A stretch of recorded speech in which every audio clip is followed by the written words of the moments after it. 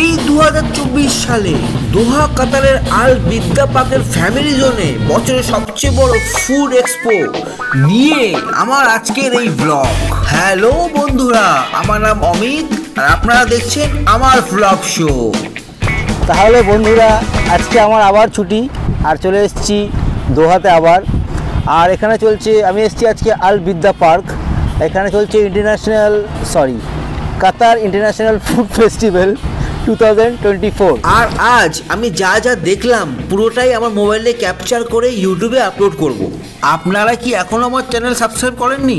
না করে থাকলে এক্ষুনি করে ফেলুন, আর সাবস্ক্রাইবের সাথে সাথে বেল আইকনটাকে টিপে রাখুন, তাহলে আপলোড হওয়ার খবরটা সঙ্গে সঙ্গে পেয়ে যাবেন।